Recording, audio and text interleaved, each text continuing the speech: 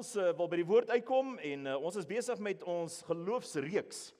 Dit is my interessant, ek deel die afgelope week met die span, in hoeveel kerke wêreldwyd is daar die afgelope 3-4 weke reekse afgeskop oor geloof. Ek wil dit sommer net met jou deel, dit is net vir my interessant hoe die Gees van die Here dieselfde boodskap wêreldwyd stimuleer in kerke. Dis asof die Gees in sulke seisoene inlei. En ek was net verras gewees die afgelope tyd met hoeveel mense ek praat, hoeveel mense kontak maak selfs van die buiteland af wat sê ons is hier by 'n gemeente of ons het dit hier gesien en die reeks is oor geloof. Ek het so 'n bietjie op die internet gaan kyk en dis nogal iets om te sien hoe die Gees van die Here net in 'n rigting indryf en die kerk daarbey aansluit en die Gees van die Here praat in hierdie tye met sy kerk oor geloof. In 'n groot mate. Dit is nie noodwendig die enigste tema nie. Daar's omgewings waarin 'n ander stimulasie is en 'n ander vertaling of 'n ander interpretasies van wat die Gees sê. Maar in hierdie tyd praat die Gees van die Here ook met ons oor geloof. Ek glo dit is noemenswaardig omdat ons in hierdie seisoen geloof nodig het vir sekere take, sekere sake, sekere projekte. En ek glo as jy vanoggend hier sit of aanlyn luister, is die Gees van die Here ook besig om jou voor te berei vir 'n seisoen waar jou geloof gaan tel. En geloof tel altyd, geloof is altyd belangrik, maar daar is seisoene in ons lewens wat ons weet ons geloof in plek moet wees. Wat ons seker moet wees wat ons glo, hoe ons glo en hoe ons geloof aktiveer. Geloof is nie sommer net 'n karaktertrek nie. Partykeer dink ons aan geloof as 'n karaktertrek. Daardie persoon het groot geloof of baie geloof en dis 'n oulike persoon of dis 'n oulike Christen. En asof geloof 'n karaktertrek is, maar dis ook nie waar nie. Ons het die afgelope paar weke gesien dat God dieselfde mate van geloof in almal gedeponeer het. Daar's soveel skrifte, veral in die Nuwe Testament, wat bevestig, onder andere 2 Petrus 1 van vers 2, waar Petrus skryf, hy sê, ek skryf aan julle wat dieselfde mate van geloof ontvang het as ons. Nou, Petrus is daardie ou wat uit die boot geklim het om die water geloop het, nê. Goed, as geloof jou bietjie bang maak, kom ons word dan heeltemal bang daarvoor, dis daai ou wat skryf. So Petrus wat uit die boot geklim het in die middel van die nag in 'n storm en in die donker op die water na Jesus toe loop, die ou met daai geloof, skryf later in die Bybel, geesgeïnspireerde skrif. Hy sê ek skryf aan julle want julle het presies dieselfde maat van geloof as ons apostels ontvang. Is dit nie wonderlik om te weet nie? Dis die mate van geloof wat jy het. Die geheim van geloof is nie om jou geloof te kultiveer en te ontwikkel tot iets wat groter word en groter word en groter word nie. Ons dink dikwels dis iets wat ek kweek. Nee, dis 'n ontdekking. Ek kan wel sterker word in my geloof, maar dit beteken nie my geloof word groter, soos ons dikwels praat nie. God het 'n deposito van geloof binne in jou lewe uitgestort, dis daar. Die deposito is reeds daar. En die vraag is dan, hoe groot is dit? Moet dit nie groter wees nie? En dan antwoord Jesus, hy sê, as julle geloof gehad het, sou julle deelgeneem het met julle mosterdsaad groote geloof. Die vraag is nie, hoe groot is jou geloof nie, die vraag is jy gelowig? Want as jy gelowig is en in Jesus Christus glo, is jou geloof sterk, diep en standvastig. Dis die waarheid wat die vyand haat, dat gelowiges moet weet. Die vyand hou gelowiges besig met allerlei maniere, stappe van 1 tot 7, om jou geloof op een of ander manier groter te maak. En is juis in daardie gedeelte wat die apostels na Jesus toe kom en sê, Here, gee vir ons meer geloof. Is hulle wat vra, in daardie vers vra hulle, sê Here, gee ons meer geloof, maak ons geloof sterker, gee ons sterker geloof om soos U te wees. En Jesus se antwoord is, as julle geloof gehad het, sou julle gesê het, tel jouself op, berg see toe. Mosterdsaad geloof. Nee, die vraag is nie, hoe groot moet my geloof wees nie, as mosterdsaad grootte geloof, berge kan skuif. Waarvoor het jy groter geloof nodig? Die uitdaging van die geloofslewe is nie groter geloof nie, dis geaktiveerde geloof. Die uitdaging van die geloofslewe is nie een of ander manier om die geloof groter te maak nie, dit is om meer vrymoedig te word met die geloof wat jy het. Ek dink ons moet mekaar leer dat wat ons eintlik wil sê is, my behoefte om groter geloof te weet is eintlik 'n behoefte om groter vrymoedigheid te hê. Nie groter geloof nie, wat geloof het ek? Ek het die geloof ontvang met wedergeboorte. Dis wat Petrus sê. Petrus sê, ek skryf aan julle wat dieselfde mate van geloof ontvang het as in ons. Selfe geloof. Die mate van geloof is nie die gesprek nie, jou mate van vrymoedigheid is eerder die gesprek. Vrymoedigheid soos in 'n geselskap. Nou kom ek help jou. Vrymoedigheid is so 'n groot geestelike konsep dat Paulus skryf, hoe ons in die troonkamer van God ingaan. En Paulus sê, hoe nader ons die troon? Hoe kom ons daar in die teenwoordigheid van die Vader geestelik? En dan het hy hierdie twee woorde, hy sê daar's twee sleutels om in te kom by die Vader in sy teenwoordigheid. Geloof en vrymoedigheid.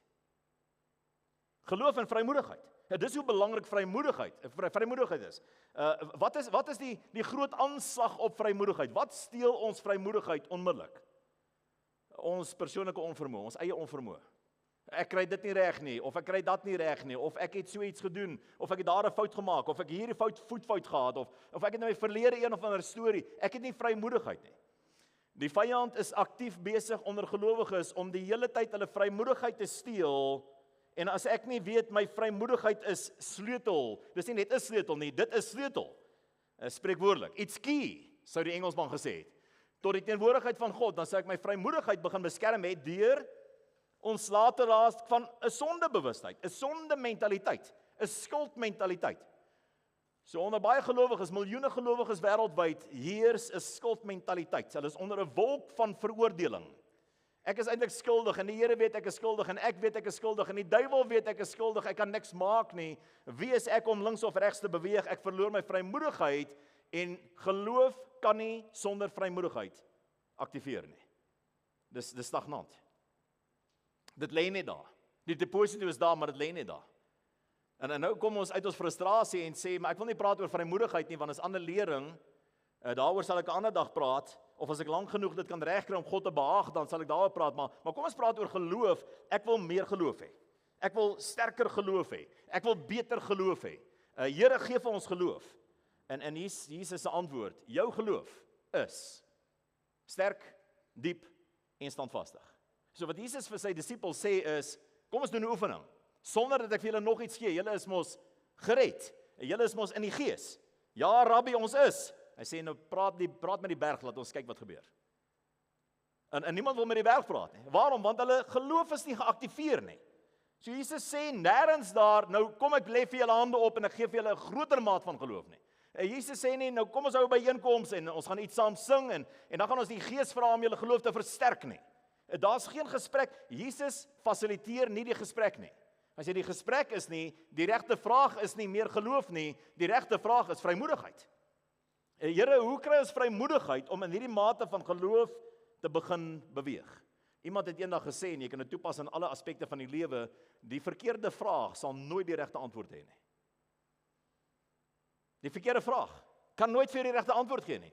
En ek glo persoonlik, miljoene Christene vra die verkeerde vraag en kry daarom nooit die regte antwoord nie. En daarom bly hulle onvrymoedig om te gesels oor geloof. Ons is nie vrymoedig om in geloof te beweeg nie. Ons het doeteenvoudig nie die vrymoedigheid om die geloof wat ons reeds ontvang het, te aktiveer nie. So Jesus se boodskap is, as daar enigsins geloof is, sê vir hierdie berg. En dan vertel hy van die mosterdsaad. Hoekom? Want dit is klein, dis insignificant. Nou as klein, menslike term, klein, geloof soos 'n mosterdsaad, berge kan versit. Waarom soek ek groot geloof? En Jesus probeer ons oortuig om net die mate van geloof wat daar reeds is, te begin aktiveer. Goed, so ek wil vanoggend vir jou sê, vir ons aan die gang kom met ons boodskap in ons derde aflewering, is hou op groter geloof soek, begin geloof gebruik. Hou op groter geloof soek. Ek vind myself so van tyd tot tyd, miskien is dit maar 'n manne ding, jy weet, wanneer daar iets is in die mark wat 'n mens interesseer, dan soek jy skielik die goed. Jy glo jy het die goed nodig, maar jy het nog nie werk vir hulle nie. Daar's onlangs is daar so 'n nuwe reeks gereedskap vrygestel, sulke geel goed, die manne hier sal weet wat ek van praat, nê. Nou wat lekker is van die nuwe gereedskap is dis baie goeie kwaliteit gereedskap vir baie goeie pryse. En ons het in die verlede altyd duur gereedskap moes koop, handgereedskap moet koop en dan kry jy die goed seer en jy kan dit overload en dit kan brand en dit vat lank om reg te maak en nou kan jy hierdie nuwe goed koop vir beter pryse en hulle hou. En nou vind ek myself dat ek eintlik rondloop daar in die hardeware want die goed is redelik bekostigbaar en goed wil koop en dan wonder ek as ek hierdie masjien koop, wat se werk kan ek daarvoor uitdink? Want dit sal wonderlik wees om hierdie ding te hê, weet en hier's nog 'n nuwe ding, weet wat nou skielik bekostigbaar is en is goeie kwaliteit en miskien moet ek hom net so lank kry daar gaan beslis iewers werk uitspring vir hom. Daar's miskien al een of twee van hulle daar by my. En ek kort gaan kyk ek maar, nou besef ek vandat ek die eerste nuwe geel stuk tools gekoop het, wat nou so bekostigbaar is, het ek nog nooit weer met my handgereedskap gewerk. Wie weet, ek dink ons is baie keer so in die geloofslewe, is hierdie goed interesseer ons wil dit hê, en Jesus se antwoord is luister, gebruik net wat jy het. En jy gaan agterkom, jy het heeltemal genoeg. Jy het alles wat jy nodig het. Jy het eintlik nie ekstra goed nodig nie. Ek het vir jou die maat van geloof, en hier is net so interessant, wanneer jy gaan kyk na die vertalingswerk, dis nie 'n maat nie, van ons nuwe vertalings praat van 'n maat van geloof. Die korrekte vertaling praat van die maat. Nie 'n maat nie.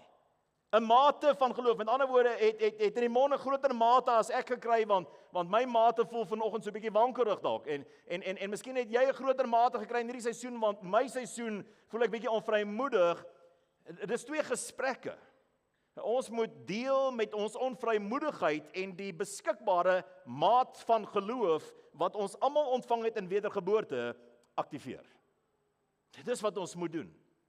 As jy gaan kyk in Handelinge in detail deurlees, sal jy agterkom daar dat mense wat wedergeboorte ontvang, onmiddellik hulle geloof aktiveer. Hulle weet wat hulle ontvang het, die lering was reg geweest. Petrus het reg gepreek, Paulus het later reg gepreek. Gelowiges wat tot die geloof gekom het, was onmiddellik in die geloof geweest en hulle geloof het onmiddellik gewerk. Daar was nie een of ander Bybelskool of 'n woordskool of 'n proses of 7 stappe of goed wat hierdie ouens moes beoefen om éventuele toets te skryf en te kyk of hulle van 4 uit 10 tot 6 uit 10 kan kom nie. En miskien by 7 uit 10 kan kom met hulle geloof nie. En dan het wonderwerke begin gebeur nie. Jy geloof is 'n maat wat jy ontvang het. Dit is die maat van geloof. Is joune. Dis dieselfde maat van geloof wat Petrus ontvang het en al die apostels ontvang het wat wonderwerke gedoen het. Ek het laasweek so 'n lys vir jou afgelees van die dinge wat Petrus beleef het in die geloof voor hy dit skryf. Petrus het op die water geloop. Petrus het wonderwerke gesien. Petrus het dooies gesien uit die grafte uit opstaan. Petrus het in Jerusalem geloop en sy skaduwee het mense gesond gemaak waarmee hy nie gepraat het eers nie. As hy skaduwee oor mense gegaan het in die strate, het lammes opgestaan langs die pad. Luister wat sê daardie man. Hy sê ek skryf aan julle 'n brief. Luister, julle wat dieselfde maat geloof as ek ontvang het. En dan begin hy die brief skryf. Nou hier is 'n geheim van daardie briewe lees. Jy sal ook agterkom dat as jy nie glo dat jy dieselfde mate van geloof ontvang het as daardie skrywers nie. Hulle skrywe, maar net storieboeke is. Lang vergete dade van wonderwerke, oomblikke van heerlikheid in die verlede. Tye wat ons na verlang. En mag ek vir vanoggend iets sê, ek wil nie met my verkeerd verstaan, my verkeerd aanhaal nie, maar luister, hoor net hier, laat net toe dat hierdie woord jou beweeg tot aksie. Miljoene gelowiges, ek is terug by die wêreld, by die globale universele probleem met ons Christendom. Miljoene gelowiges wat daardie boeke lees sonder om te weet ek het dieselfde maat van geloof. Lees daardie boeke, verlang terug na die wonderwerke en begin bid vir herlewing. Dis wat hulle doen vir die res van hulle lewe. Hulle bid vir herlewing. Wat is die probleem daarmee? As jy 'n probleem met te bid vir herlewing, die probleem is die herlewing kan nie begin tot jy besef wat se mate van geloof jy het nie. Die herlewing gaan begin wanneer jy geaktiveer word. Herlewing in gelowiges begin en herlewing is nie iets wat hotelle moet volmaak en kerke moet flat en sy sale moet aanbou nie. Dis nie altyd hoe herlewing lyk nie. Herlewing gebeur in die harte en die huise van gelowiges wie se geloof geaktiveer is. Punt. Dis wat die woord beloof. Die woord beloof nie 'n ander tipe herlewing nie. Daar's nie 'n belofte van 'n ander herlewing voor die wederkoms van Jesus behalwe die uitstorting van die Heilige Gees nie. Dis die uitstorting van die Heilige Gees, dis die herlewing. Nou as die Heilige Gees uitgestort is en ons beleef nie herlewing nie, wat's die probleem? Ek is die blokkade. Wat's die blokkade? Ek glo nie. Maar ek glo in Jesus.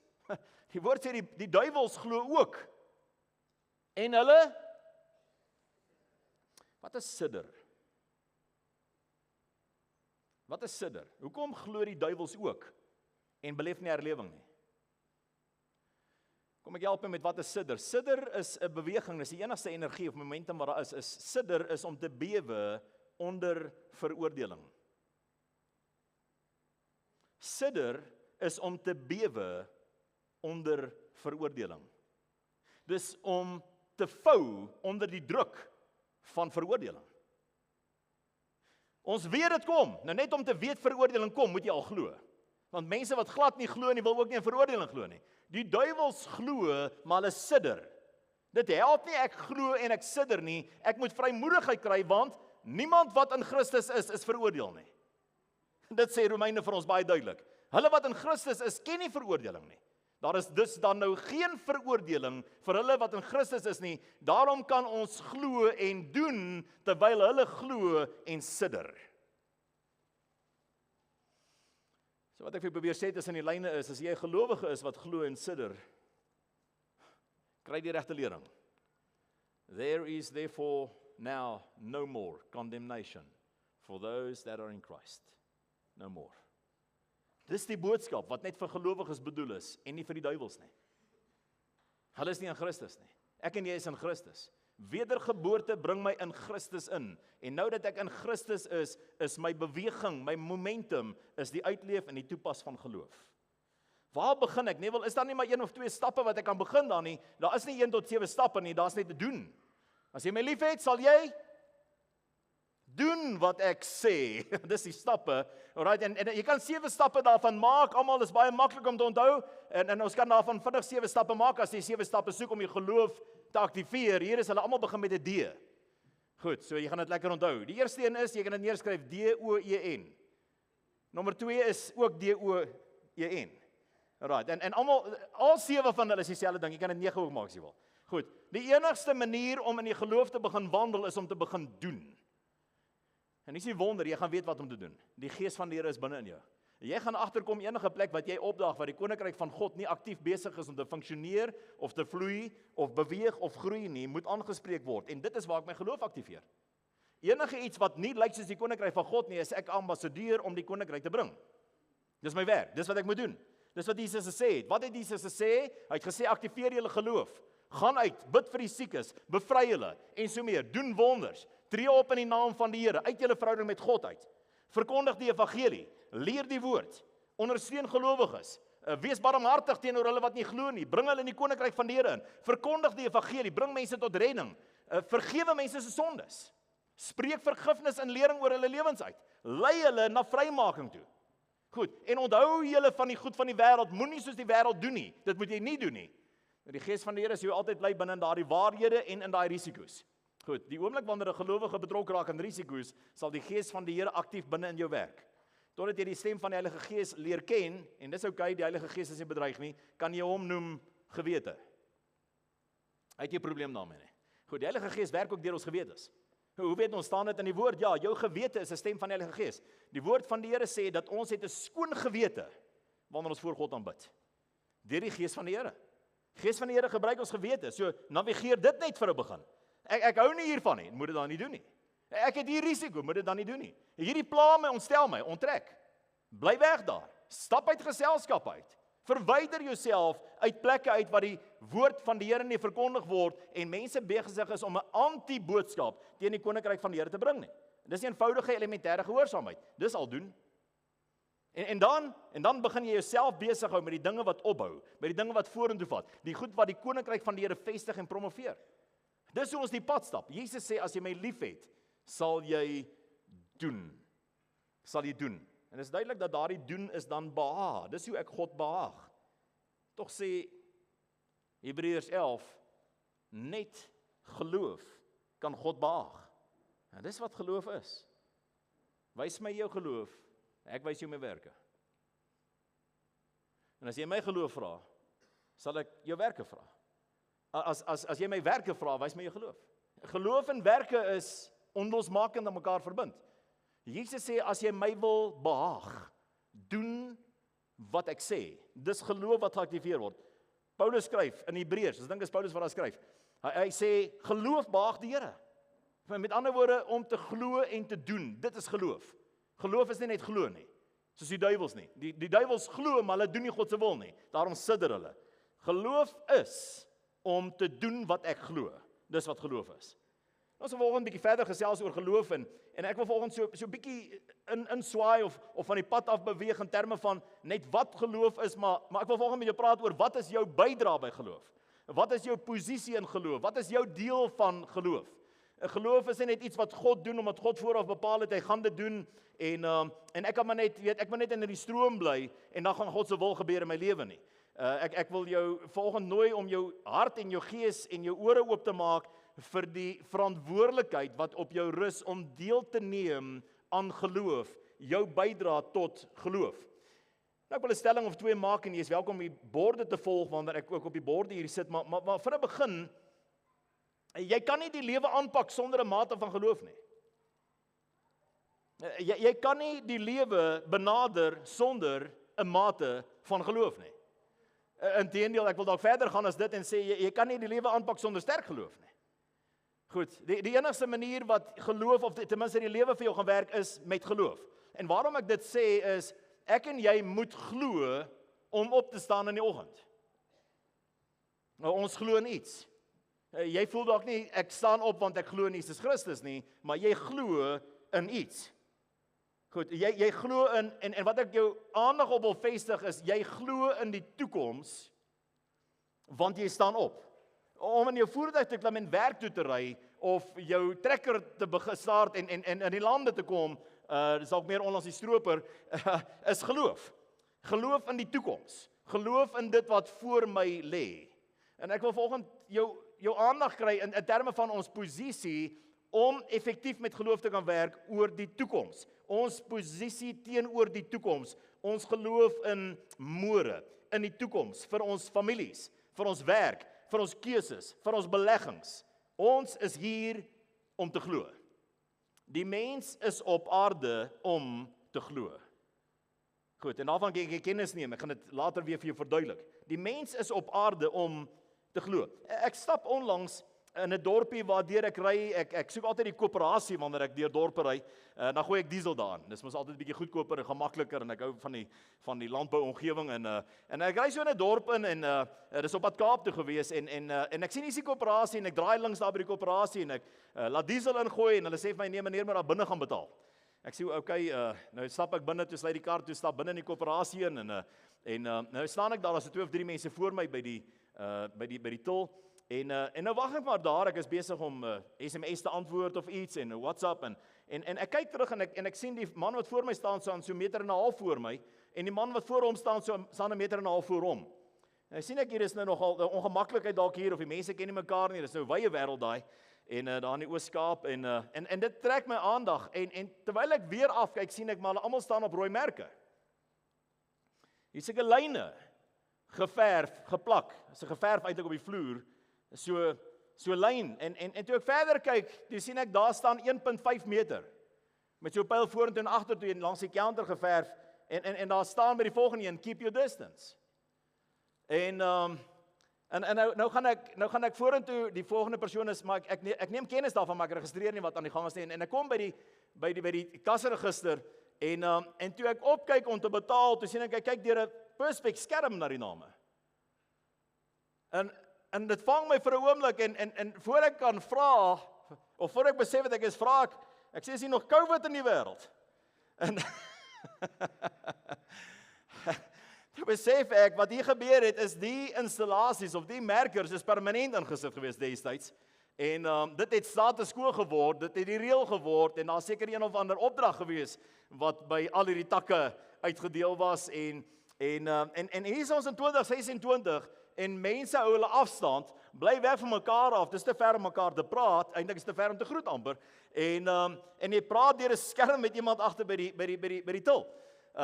En hoekom ek dit vir jou wil vertel is, dis interessant hoe maklik ons kan vashak in die verlede.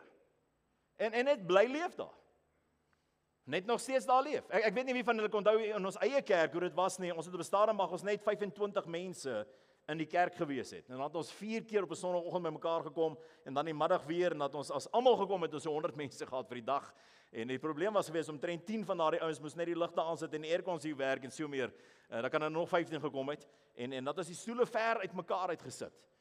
Ons kon nie wag om terug te keer normaal toe nie.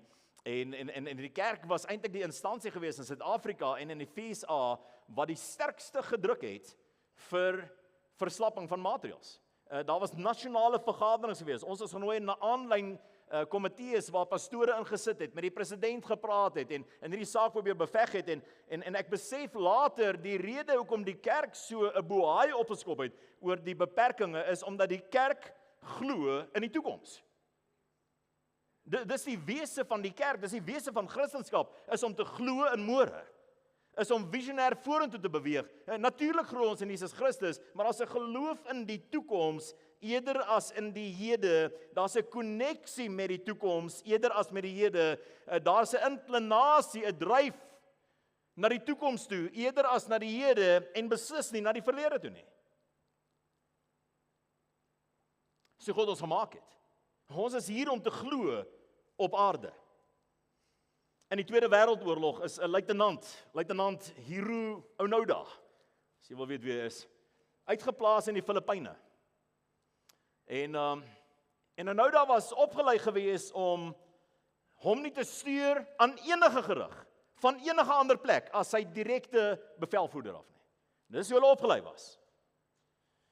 En 29 jaar, hierdie is geskiedenis, 29 jaar na die Tweede Wêreldoorlog beëindig is, het veldwagters agtergekom, hier bly iemand in die bos, in die Filippyne.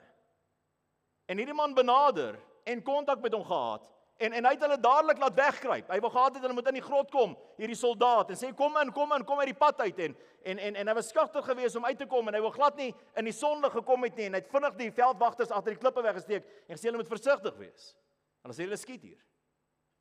En hierdie veldwagters dan probeer oortuig en sê, maar waarvan praat jy? En hy het met hulle begin kontak maak en begin deel en hy's vas onder die indruk, die oorlog is nog steeds aan die gang. Is 29 jaar. Ek vertel vir jou ware geskiedenis. Dit het Japan gevat om sy afgetrede direkte bevelvoerder terug te roep, om op 'n missie te sit na die Filippyne toe, om hom persoonlik, man tot man, dis hoe hy opgelei was, te gaan oortuig, die oorlog is verby. Toe het hy uitgekom. En hy is terug na sy tuisland toe. 29 jaar. Is dit nie interessant dat dit soveel makliker is om met vrees as geloof te leef nie? Soveel makliker. Om oor te gee en my lewe in te rig volgens vrese, onsekerhede, gerugte, onwaarhede, miskiens as waarheid en geloof en die toekoms.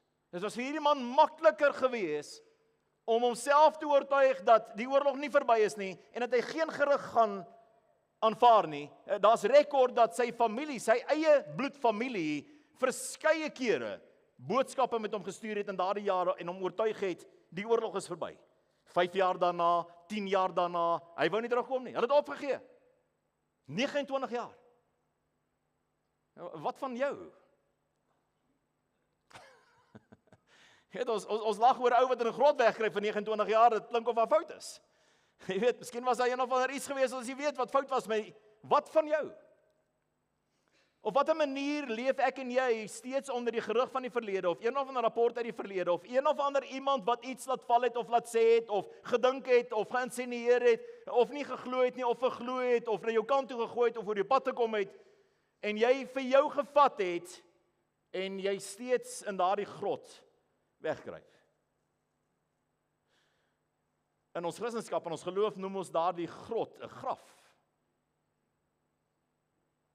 En ons sing, I ran out of that grave.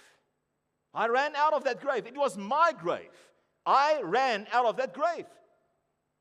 Dis wat gebeur wanneer Jesus in ons lewens instap. Tog beleef gelowiges dit nie altyd alledaags nie. Soveel makliker om met vrees as met geloof gevul te word. Inteendeel, wanneer mense geloofstaal gebruik in baie geselskappe, word hulle hanteer asof hulle nie ten volle ontwikkel het as moderne mense nie. Ons hanteer partykeer mense wat in die geloof wandel, mense wat glo, mense wat die Here vertrou vir die uitkoms, asof hulle nie op par is met menslike ontwikkeling nie. Jy weet, hierdie ou het een of ander tradisionele oudtydse uitgeleefde siening dat God gaan. Daar is sekerlik 'n balans, ek het 'n bydrae en ons gaan oor die bydrae praat vanoggend.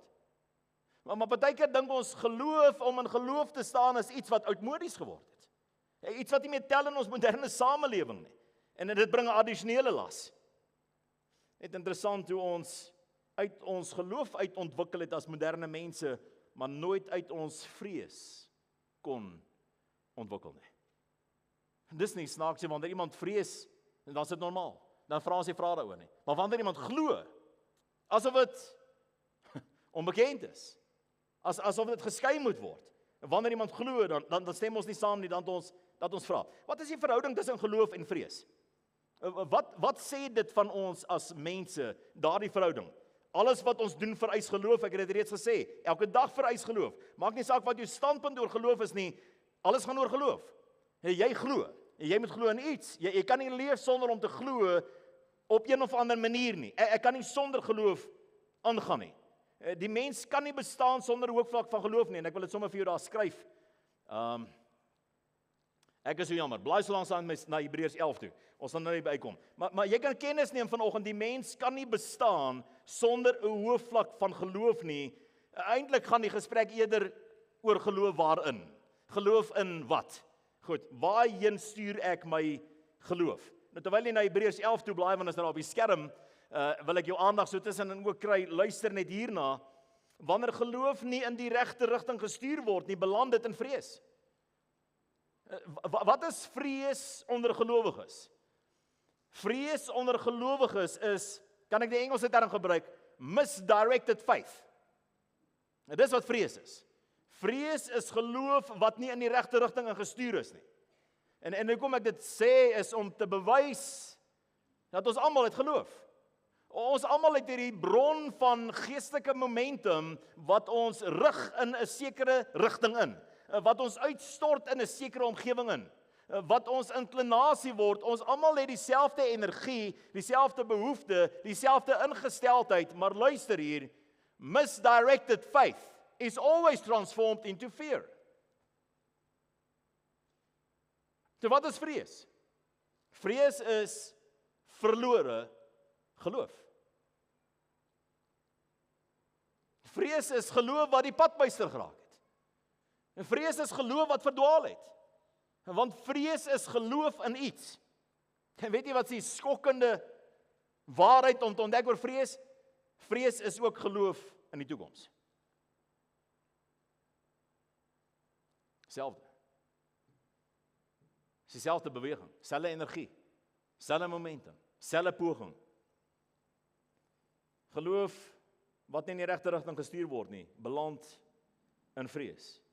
Iemand het gesê, when you do not actualize your faith in a healthy way, faith transitions into fear. Jy sien, daar's iets binne in jou wat wil glo. Daar's iets binne in jou wat wil glo. Ja, maar ek sukkel met swak geloof. Ek sukkel om te glo Jesus. Luister, daar's iets binne in jou wat wil glo. Iets binne in jou kies om jou gewig te laat leun en steun en rus op een of ander waarheid wat jy vir jouself opmaak. Dis vrees. Ek vrees iets gaan gebeur. As ek nie dit doen nie, gaan dit gebeur. Of as ek nie dat doen nie, sal dit net so met my gebeur. As ek nie hierdie boodskap hier forward en ook sê amen nie, dan gaan iets slegs my gebeur. So ek stuur maar al die Facebook teologie boodskapies aan en ek amen op hulle almal. Nou gebeur daar iets met my.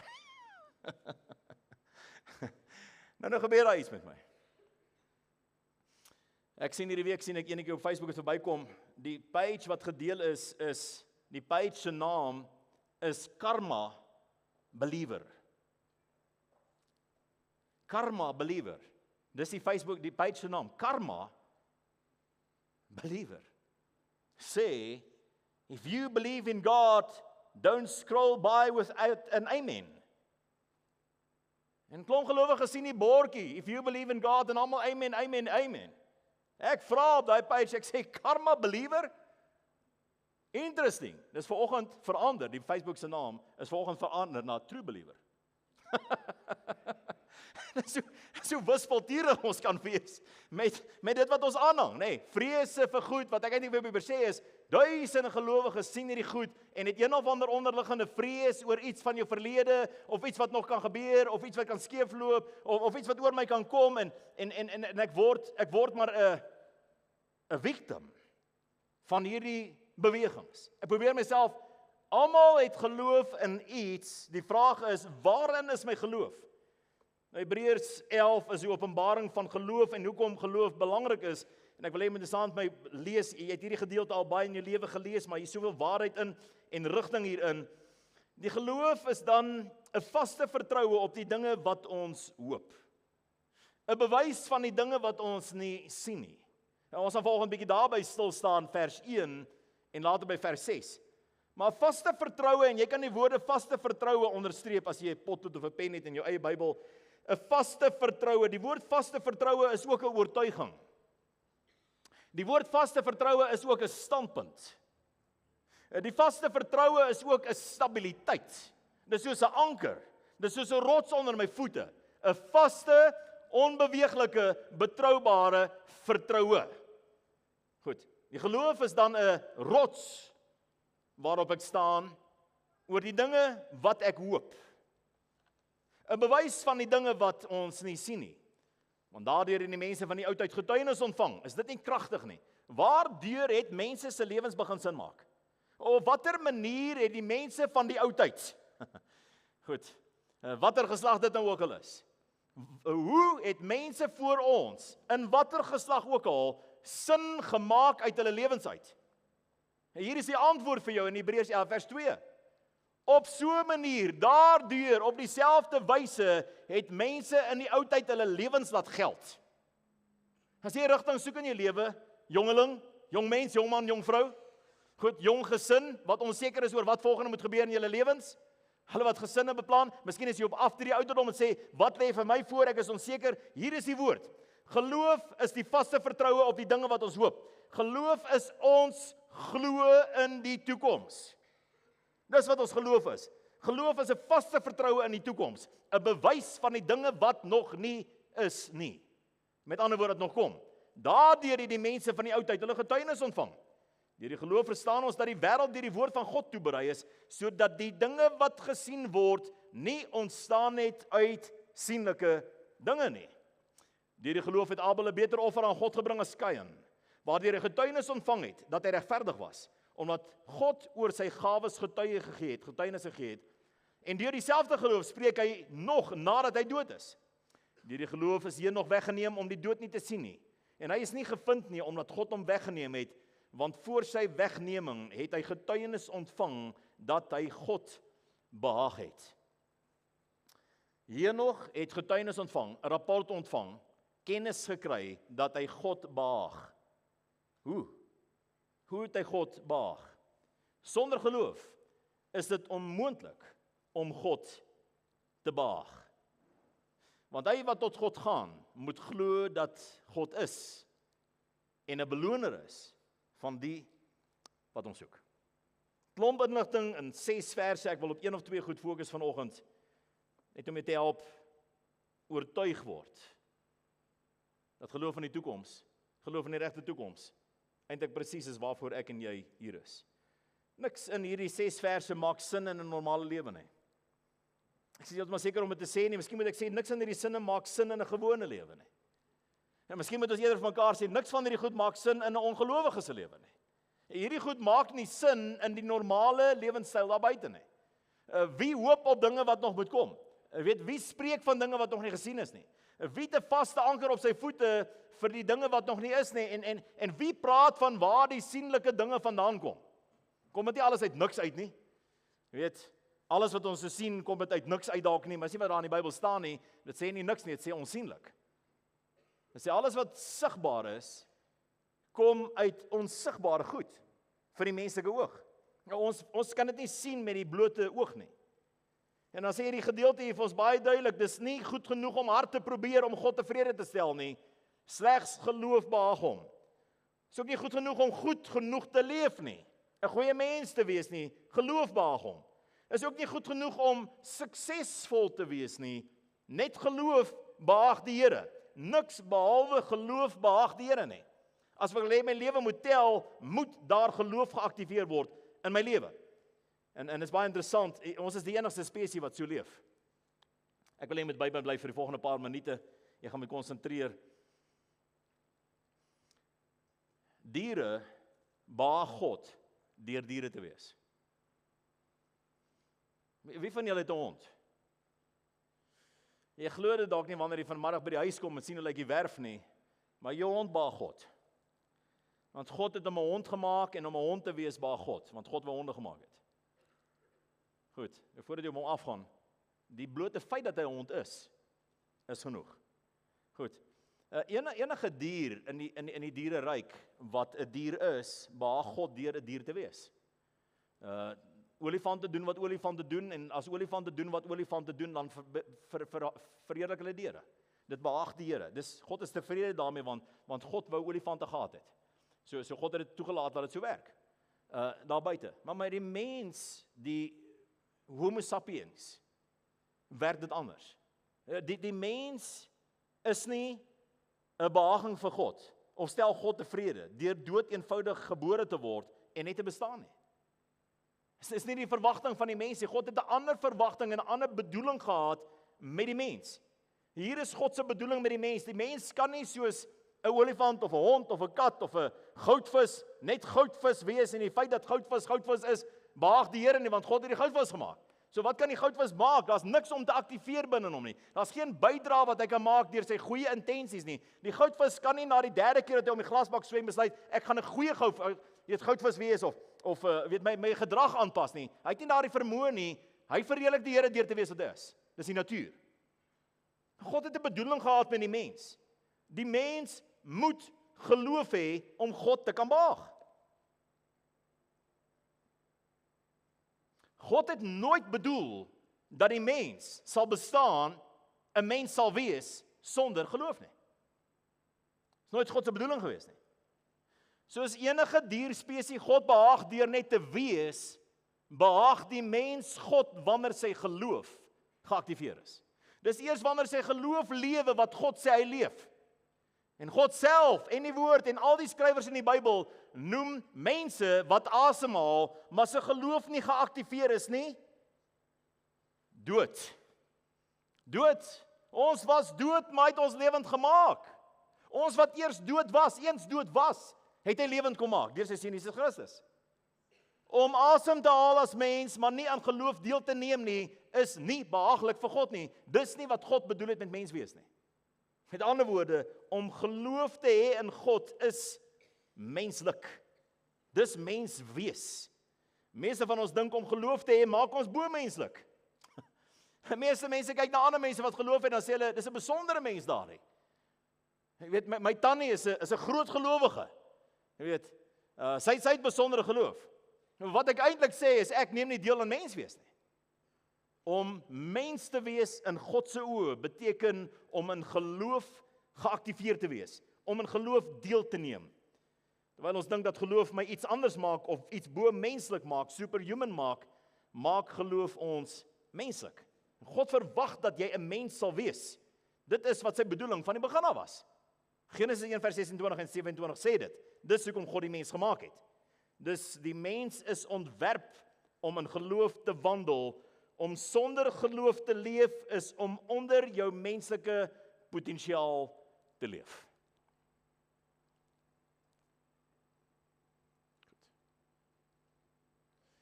Om sonder geloof te leef is om onder menslike potensiaal te leef. Some people think faith is superhuman. A lack of faith is subhuman. So vir hy gemaak was. Dis wat my mens soos aktiveer. Dis wat God verheerlik en net geloof verheerlik die Here. So hoe kry ek my menslikheid terug? Ek aktiveer my geloof in God. Ek wil 'n bietjie verder vat en ons wil einde se kant toe staan. Hier is nog 'n belangrike stelling wat ek volgende wil maak is, wat jy reeds het, wat jy in hierdie omgewing het waarin jy nou leef, bestaan nie in dieselfde tyd as hoop en geloof nie. Wat ek en jy by mekaar maak, wat ons sien, ons materialisme bestaan in die teenwoordige tyd.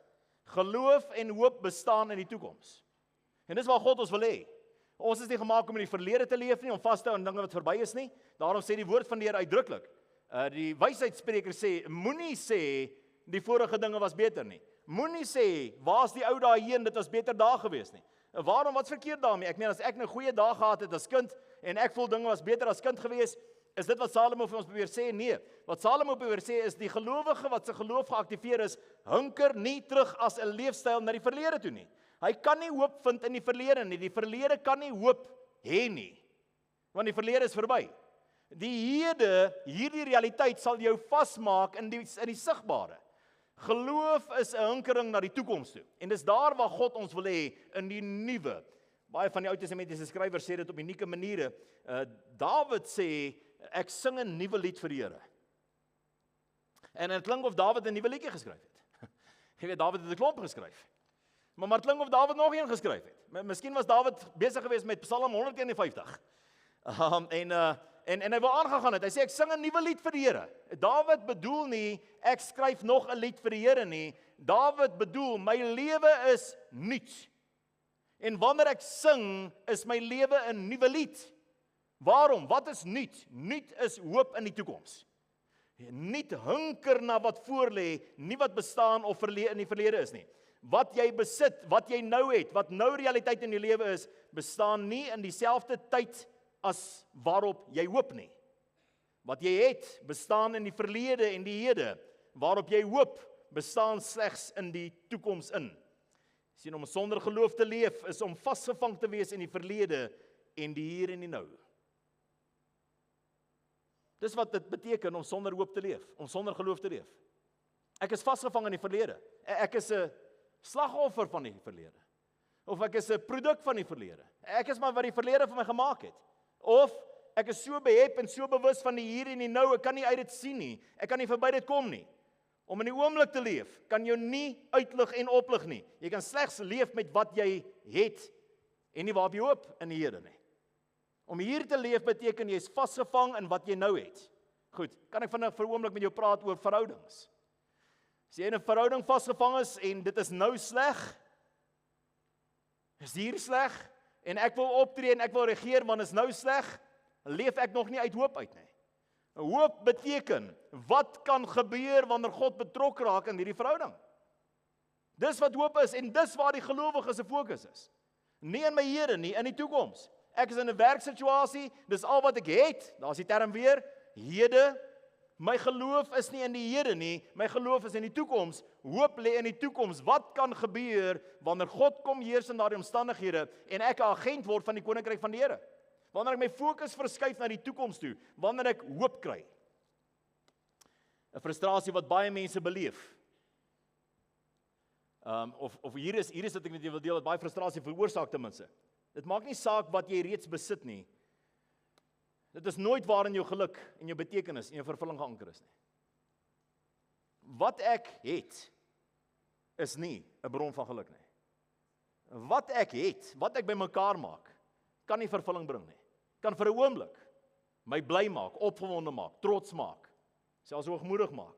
Maar dis nie waar vervulling is nie. Mense wat slegs vashou aan wat hulle het, gee op hulle hoop vir verandering. Hou op om wat jy het te gebruik as 'n verskoning vir wat jy hoop, of veronderstel is om op te hoop. Ek het dit, daar's niks verder nie. Soveel mense bereik 'n plek in materialisme wat hulle goed het, of genoeg goed het, of alles het, en dan hou hulle op leef. Sê, wat is dan nog? Is maar nog. Wanneer jy met mense praat wat baie besit, daar's niks fout om baie te besit nie, maar as ons hoop verloor, as ons baie besit en hoop verloor, het ons hoop gaan plaas in dit wat ons besit. En hoop kan nie daaruit gebore word nie. Hoop is altyd in die toekoms. Ek het dit op die skerm vir jou gesit. Jy kan miskien hiervan kennis neem. Hoop bestaan slegs in die toekoms. Goed. Hoop bestaan slegs in die toekoms. Hoop is jou permanente woning in môre. Dis waarvoor ek hoop. Ek wil daar in die toekoms wees. Hoop leef nie in die verlede nie. Om in die verlede te leef is spyt en verwyd. Spyt, ek het dit gedoen en dat gedoen, verwyte dat ander mense dit aan my gedoen het. Hoop kan nie in die verlede leef nie. Hoop leef ook nie in die hede nie. Die hede is 'n misleidende gemaksone sonder risiko's. En jy wil nie sonder risiko's leef nie. Risiko klink negatief vir ongelowige mense. Risiko's klink na risiko vir mense wat nie hoop het nie. Maar risiko klink na 'n uitdaging en 'n geleentheid vir mense in geloof. Risiko is nie 'n vloekwoord vir gelowiges nie. Risiko is 'n sinoniem van geloof. Alle geloof is risiko. En as ek bang is vir risiko omdat ek so gewoond is aan die gemaklike hede, kan ek nie my geloof aktiveer nie. Wat is daar voor wat ek kan deelneem? Ek sluit af hiermee. Hoop leef in die toekoms. Dis geloof. Die mens is gemaak om in die toekoms te soek en te skep en die toekoms te verwelkom. Dis wat hoop is. Kom ons sluit ons oë vir 'n oomblik. Ek het vanoggend 'n hele paar stellings gemaak. Die nota sal uitgestuur word in die week. Jy kan net die boodskap weer gaan luister, dit word opgeneem. Ek wil hê jy moet stadig gaan luister na hierdie stellings. Gaan luister wat dit beteken. Gaan luister wat die Gees vir jou sê rondom hierdie 6 of 7 stellings wat ek vanoggend gemaak het. En laat toe dat die Gees van die Here binne in jou huidige omstandighede inspreek. Hier is die boodskap en terwyl jy jou oë toemaak, wil ek saam met jou bid hiervoor. Hier is die boodskap vanoggend wat die Gees vir jou wil tuisdryf. Waaraan het jy gewoond geraak om mee saam te leef? Waarmee het jy gaan vrede maak? Hierdie is maar my pakkie. Hierdie omstandighede, hierdie leemte, hierdie vlakte wat ek myself in bevind, hierdie kleurlose canvas, skilderdoek wat ek ontvang het, is maar myne.